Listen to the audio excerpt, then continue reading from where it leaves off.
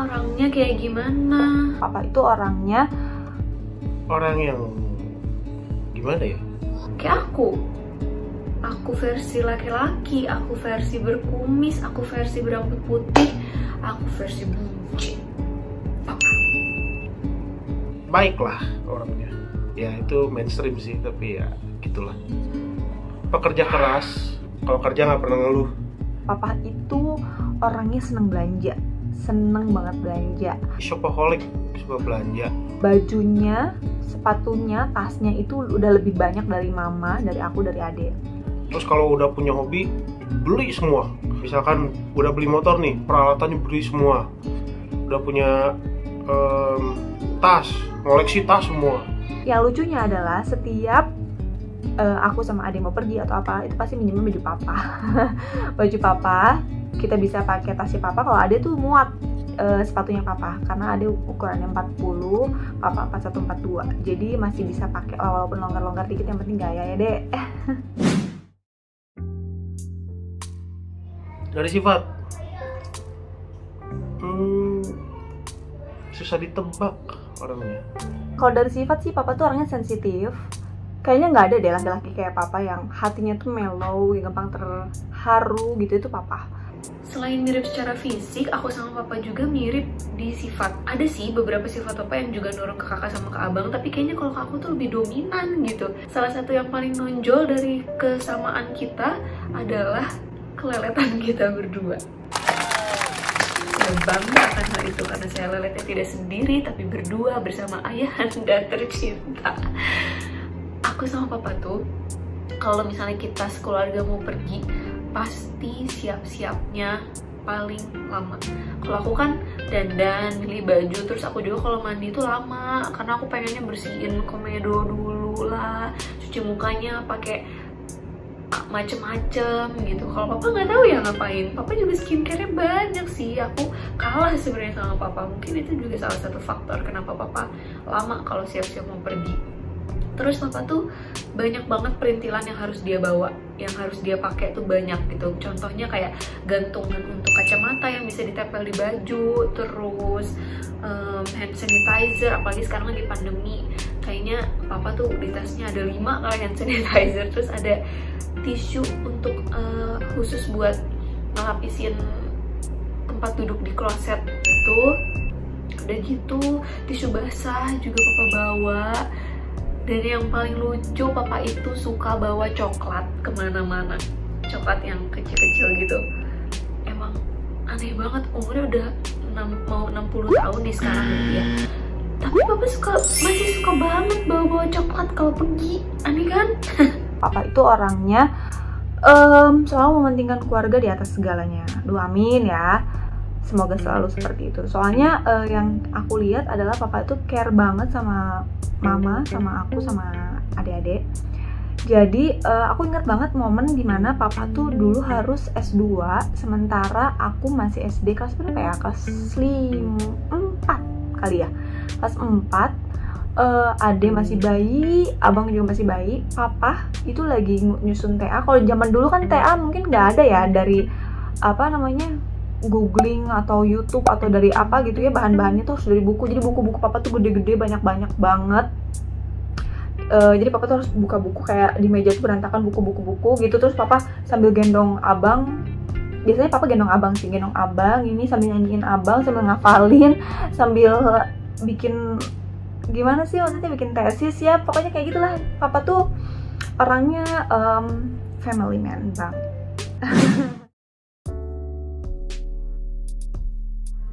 Sering mancing bareng, terus main game sampai sekarang bareng, pergi berdua sering, ya gitulah. Oh, aku pernah disundut rokok sama papa. Kakak pernah disundut rokok sama papa, itu kakak inget banget pak. Jadi sebenarnya aku yang salah sih.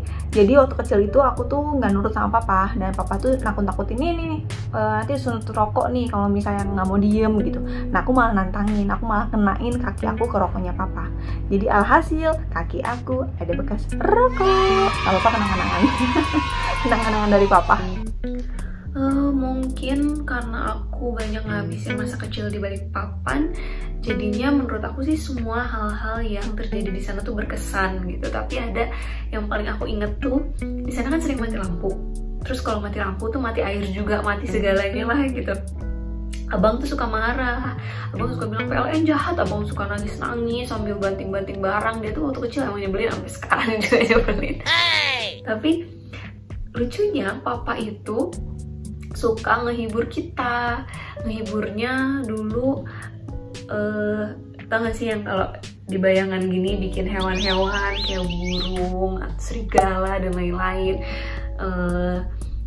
Udah gitu kita juga suka dikasih cerita-cerita zaman dulu yang lucu-lucu. Terus apa lagi ya, banyak sih, kayak misalnya papa kan senang banget dengerin musik tuh ya, jadi pasti nempel lah di otak anak-anaknya dari bayi sampai hari ini juga. Musik-musik papa tuh ya itu aja gitu sebenarnya. Seleranya papa ya satu selera lah. Jadi kalau misalnya di mobil itu pasti kita dengerin lagu. Misalnya kita mau jalan ke mall atau keluar kota, atau kayak dulu waktu kita di Balikpapan tuh dari Balikpapan ke Samarinda gitu ya, kita udah puter satu kaset atau satu CD tuh diulang-ulang gitu. Jadi yang menempel banget di aku sih lagu-lagunya David Foster, lagu-lagunya Michael Sturrock, Celine Dion, yang gitu-gitulah pokoknya itu nempel banget. Dan apa ya, kalau dengerin lagu itu tuh bawaannya pengen nangis aja gitu loh Pak, karena inget kangen sama masa kecil. Bukan masa kecil aja ya, sebenarnya terakhir kemarin juga sebelum kakak nikah dengerin lagu itu di mobil sama papa sama mama sama adik sama abang gitu, jalan berlima satu mobil, itu kangen banget sih. Satu lagi yang paling aku ingat gitu ya, kalau kita mati lampu tuh papa suka bilang kalau papa tuh punya kekuatan untuk nyalain lampunya, nyalain listriknya gitu. Nah kita tuh percaya karena kita kan masih kecil-kecil nih ya, kita tuh percaya kalau papa tuh punya kekuatan magic untuk nyalain lampu. Dan gak tahu kenapa selalu kebetulan papa bilang 1, 2, 3 bentar lagi lampunya nyala, langsung nyala. Aku juga nggak tahu itu kenapa bisa. Apa mungkin papa udah tahu kali ya jam-jamnya mati lampu di sana. Aku nggak ngerti sampai sekarang, masih nggak paham dan nggak pernah nanya juga. Tapi itu seru banget sih masa-masa di sana. Walaupun pada saat kejadiannya kita tuh sering bete karena mati lampu, tapi kalau diinget-inget lagi justru itu yang bikin kita kangen sama kehangatan keluarga gitu, bareng-bareng kumpul, ketawa-ketawa dan lain sebagainya. Papa itu nggak pernah marah. Jadi kalau misalnya papa nggak suka sama sesuatu yang anak-anaknya lakuin atau yang perlu dilurusin, biasanya papa negurnya ke mama. Jadi lewat mama gitu. Mungkin papa ngomong misalnya gitu ya, oh itu kakak jangan terlalu pulang malam dong atau apa gitu. Pasti nanti mama yang ngomel-ngomelnya gitu. Memang jarang-jarang papa marah, tapi kalau sekali marah ya lumayan bikin shock terapi. Dimarahin terakhir tuh SMP dimarahin. Papa itu sebenarnya orangnya jarang banget marah sih, hampir nggak pernah marah. Tapi kalau harus menjawab pertanyaan ini ya, dulu banget ini kejadiannya. Aku ingat waktu aku masih TK, kakak juga masih SMP. Jadi waktu itu kakak dari sekolahnya disuruh beli tanaman, dan tanamannya itu kantong semar. Tahu nggak sih kantong semar yang bisa makan serangga gitu, yang bentuknya kayak gini, terus dia bisa makan lalat gitu loh. Nah, dan papa pembeliin dong untuk tugas kakak itu. Di situ tuh pertama kali banget aku ngeliat si kantong semar ini. Menurut aku yang waktu itu masih umur sekitar mungkin 4 tahun kali ya, ngeliat tanaman yang bisa gerak makan serangga itu kan ajaib gitu bagi aku kan. Makanya pas ngeliat aku tuh langsung pengen juga. Aku bilang sama papa, ih ada juga mau tanaman yang kayak gitu, lucu banget gitu. Kok dia bisa makan, tanamannya lucu, aneh gitu kan. Awalnya masih kayak gitu, papa nggak ngepeduliin aku, jadi cuman kayak ya udahlah anak kecil minta tanaman, ya udah nggak usah dengerin gitu kan. Tapi aku tuh minta terus karena aku beneran pengen gitu, beneran pengen punya kantong semar. Papa nggak ngedengerin, papa cuman ya udah aja berkegiatan seperti biasa, tapi sepanjang hari itu aku minta tuh si tanaman. Sampai akhirnya papa tuh kesal sama aku kan. Papa nggak mau ngomong sama aku, papa diemin aku juga jadi bete. Papa kok nggak ngedengerin aku sih, aku minta tanaman gitu, minta tanaman doang kok nggak dikasih, sedangkan kakak dikasih gitu. Aku mikirnya, aku nangis. Pas aku nangis jerit-jerit, papa mungkin udah marah tuh ya, udah berjam-jam nahan marahnya ke aku. Aku dipukul di paha, sampai paha aku ada bekas tangan papa kayak gini nih, bekas merah gitu, bekas tangan. Aku nangis, makin nangis di situ. Wah, aku jadi marah banget sama papa aku. Pokoknya dari detik itu aku nggak mau ngomong lagi sama papa gitu kan. Sampai akhirnya malam-malam itu kan kita biasanya tidur berempat di kamar papa mama. Aku, abang, mama, sama papa. Tapi biasanya aku itu tidurnya selalu sama papa di bawah gitu. Abang sama mama di atas, aku di bawahnya sama papa. Cuman hari itu aku kan lagi marah tuh ya sama papa, habis dipukul, udah nggak dibeliin tanaman gitu kan. Aku ya udahlah terpaksa gitu tidur di bawah sama papa sambil nggak ngomong, sambil cemberut aja gitu. Terus papa ngeliat aku ngedeketin. Papa baru tahu kalau bekas pukulan papa tuh masih ada di paha aku. Terus papa bilang, oh ini sakit ya, bekas tadi dipukul papa. Aduh maaf ya, katanya sakit ya, dimaafin nggak papanya? Aku cuma diem aja nggak ngejawab. Aku masih apa ya, kalau bahasa Sundanya pundung gitu, masih marah aku gini aja terus. Papa minta maaf ya gitu kan. Papa bilang gini, coba lihat deh tangan papa, katanya. Kalau misalnya Ade maafin papa, tangannya kayak gini. Kalau nggak maafin, tangannya kayak gini. Gitu. Terus aku dengan bodohnya, tadinya tuh aku nggak mau maafin papa, tapi nggak tahu kenapa ini si tangan aku refleks dong kayak gini. Jadi pada akhirnya aku salah deh. Aku jadi maafin papa, padahal aku di situ belum pengen maafin. Gak penting sih ini, cuman yang aku ingat satu-satunya momen aku dimarahin papa ya itu sih. Apalagi sampai dipukul, itu sekali seumur hidup papa nggak pernah lagi kayak gitu sampai sekarang. Yalah, orang aku kan sekarang juga nggak pernah macem-macem ya nggak. Yang paling kakak inget itu waktu papa inget nggak waktu kita lagi mancing. Waktu aku tuh umur berapa ya, kakak tuh umur SD lah. Jadi Ade itu masih kecil banget, kayak umur Oksa sekarang, 3 atau 2 tahunan. Jadi papa itu mancing. Nah aku yang masih kecil SD ikut sama papa bawa adik Ines. Jadi aku bawa si Onti ke tempat mancing nih. Kita pergi nih bareng-bareng ke tempat mancing. Nah di tempat mancing papa lagi mancing nih, lagi nyiapin umpannya dan segala macam. Jadi kakak tuh nemenin Ines mau pipis, kita ke satu WC gitu. Nah WC-nya tuh bentuknya kayak seng, kayak box seng gitu loh. Gimana ya jelasinnya? Ya kotak aja gitu. Jadi seng terus ada kayu lah gitu. Jadi kamar mandinya kamar mandi tradisional gitu kan di tempat itu. Nah yang lucu adalah pintunya itu bukan digeser, bukan didorong, tapi pintunya yang lepasan itu, yang diangkat, pindahin, yang gitu pintunya, Pak. Ingat nggak? Nah, terus udah gitu ada yang mau pipis nih, tapi aku juga ngeliat air jadi kepengen pipis.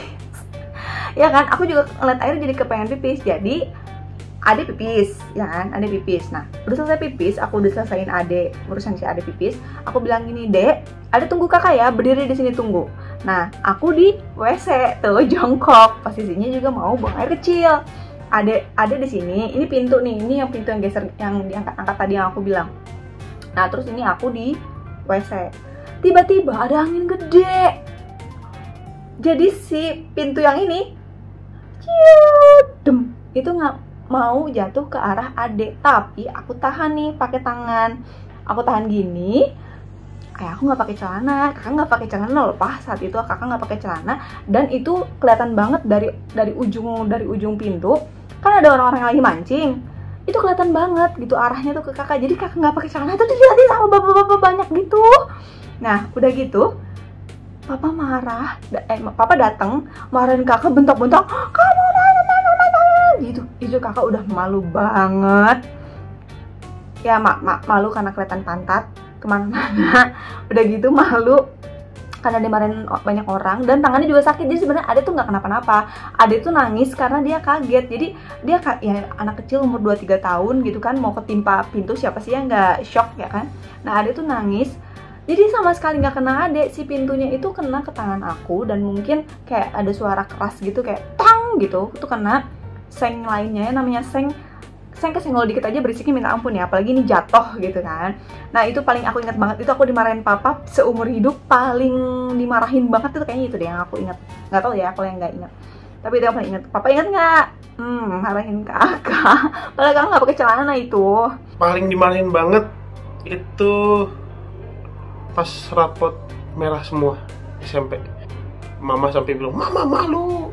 Papa diem doang tapi nampar. Iya itu Momen ya bang? iya momen, saking marahnya itu kayaknya sampai nampar. Karena IPA bang berapa? Wah 2 lah. Masih ada angkanya daripada 0 banget. Ya daripada 0 banget mending 2 lah. Papa pernah ke kamar kakak dulu waktu di Balikpapan, waktu kakak SMP kayaknya ya. Jadi saat itu tuh kakak nilainya lagi jelek banget karena kakak ikutan OSIS, mading apa segala macam, sampai hampir ranking terakhir dan 40 siswa itu kakak ranking 32. Itu udah dimarahin sama mama sepanjang jalan tuh, diteriakin sama mama. Nyampe rumah beberapa hari kemudian atau hari itu langsung ya, kakak juga lupa, papa datang ke kamar terus papa bilang kayak gini, kakak mau jadi apa? Gitu. Mau jadi apa kakak? Kalau misalnya memang kakak tidak mampu ke pelajaran sekolah, ke akademik gitulah ya, ya udah tekunin. Kakak mau menekuni apa? Kakak mau les apa? Kakak sukanya apa? Misalnya sukanya gambar, ya udah les gambar yuk gitu. Kakak mau jadi penyanyi, mau jadi apapun, dokter, ya udah gitu. Iniin aja, bilang sama papa yang cari uangnya. Kamu mau jadi apa aja, papa akan memberikan jalan. Jadi maksudnya papa itu kasih nasihat bahwa apapun yang aku mau, jalan hidup yang aku pilih gitu ya, papa itu akan selalu ngedukung aku. Jadi nggak perlu khawatir kalau misalnya aku tidak bisa mencapai tujuan itu gitu, karena pasti papa akan selalu jadi backing aku gitu kan, pa. So sweet. Mungkin yang sering papa bilang, kalau misalnya nanti papa sama mama udah nggak ada, kita bertiga nih anak-anaknya papa mama nggak boleh sampai bertengkar karena kita rebutan harta. Mau dalam bentuk apapun, seberharga apapun, pokoknya nggak boleh sampai berselisih tentang hal tersebut. Uang itu dipakai, bukan disimpan.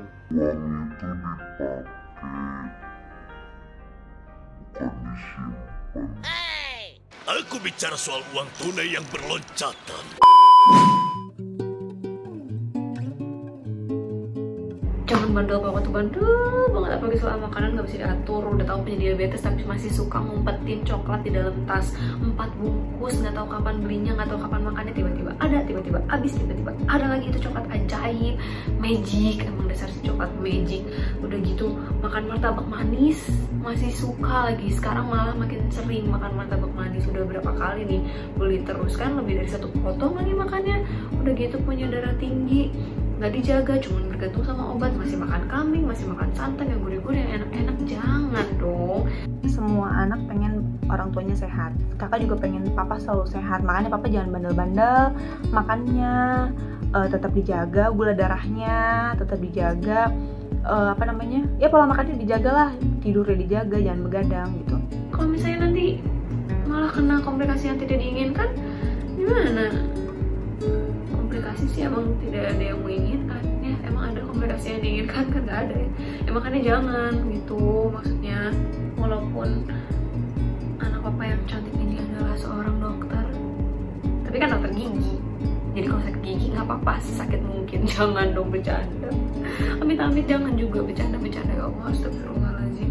Pokoknya ya udah usia segitu tuh papa dijaga, harus lebih peduli lagi sama diri sendiri. Jangan nunggu sakit baru berubah pola hidupnya. Kita harus dari sekarang sekarang menjaga gitu. Walaupun aku juga sebenarnya dari sekarang nggak menjaga banget sih, tapi kan aku masih I'm still young, you know, I'm still young and very happy. Jadi aku nggak apa-apa mau makan apa-apa juga.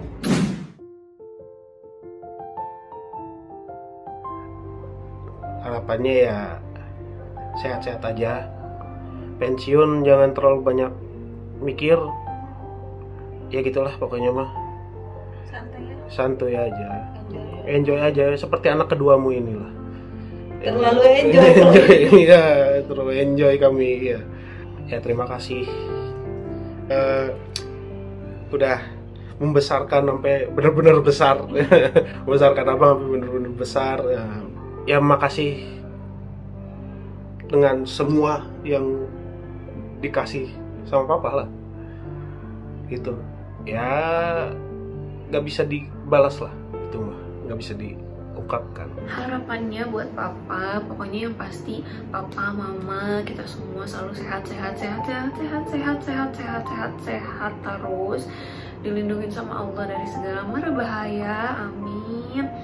Dilimpahin rezeki yang halal, terus diberikan umur yang bermanfaat juga. Kalau misalnya dibilang minta umur panjang kan nanti Allah bisa aja kasih kita 1000 tahun, kita sanggup nggak tuh hidup 1000 tahun, ya kan? Smart. Makanya semoga kita dikasih umur yang bermanfaat, terus udah gitu dijauhin dari api neraka, amin. Habis itu semoga papa bisa jadi pemimpin kita yang lebih keren lagi, lebih mirip lagi sama Brad Pitt. Kan papa selalu bilang tuh kalau papa mirip Brad Pitt. Semoga beneran sama Allah dikabul papa jadi mirip Brad Pitt, tapi bukan playboynya loh ya, awas loh kalau misalnya jadi mirip Brad Pitt tapi playboynya doang, bahaya.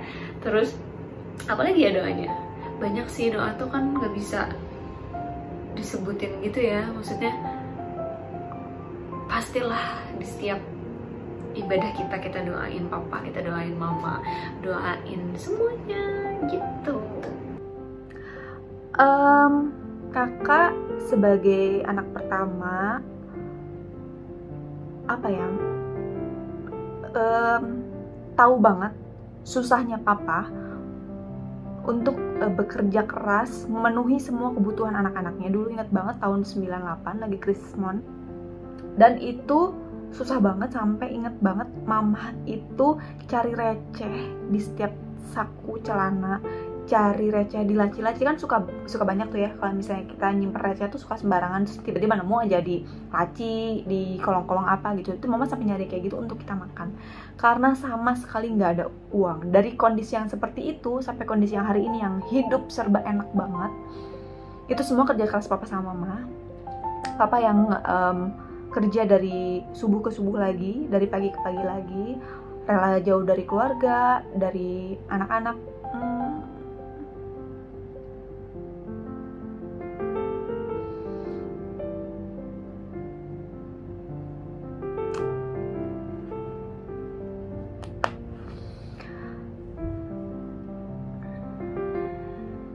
Ya pokoknya apa ya, ini juga udah pernah kakak sebutin sih waktu kakak siraman ya, waktu itu kakak bilang kakak itu pengalaman kerja cuman kayak 3 tahunan ya, 3 atau 4 tahun, tapi ngerasa banget bahwa persaingan di kantor itu jahat banget. Banyak orang yang mau ngejatohin kita, banyak orang yang mau mengambil posisi kita, walaupun kakak saat itu cuma jadi desainer aja, bukan jadi apa-apa. Nah kakak kebayang kalau misalnya papa di posisi seperti papa saat itu, pasti banyak banget yang mau ngejatuhin papa, ngejelekin papa, memfitnah papa gitu. Tapi kakak selalu bangga sama papa sampai hari ini, walaupun dikasih kepercayaan yang gitu besar sama Allah, sama perusahaan gitu ya, memegang keuangan satu perusahaan besar. Kakak tidak pernah mendengar papa curang, kakak nggak pernah dengar papa kasus gitu ya, alhamdulillah. Itu sangat-sangat jadi contoh untuk kakak dan adik abang, juga Tafa sama Oksa. Gimana caranya kita bisa mencapai posisi atas tanpa harus curang ataupun menjatuhkan orang. nggak perlulah jadi terlalu hebat, nggak perlulah terlalu tinggi, terlalu sukses. Yang penting sukses untuk keluarga kecil kita, gitu kan Pak. Jadi nggak ada ambisi yang terlalu dikejar sehingga menghalalkan berbagai macam cara. Kakak bangga banget sama papa. Bangganya kakak, adik sama abang, terutama kakak sama adik mungkin ya, karena kita sering ngobrol sama-sama perempuan. Saking bangganya kita tuh pengen banget punya suami kayak papa, yang sayang banget sama keluarga, yang bekerja keras banget untuk keluarga. Gak ada restoran yang belum pernah kakak coba.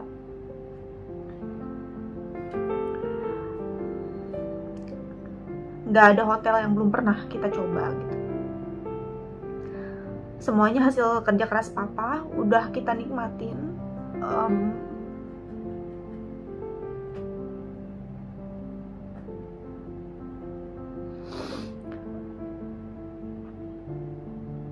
Dan kakak sangat-sangat berterima kasih banget sama semua kerja keras papa.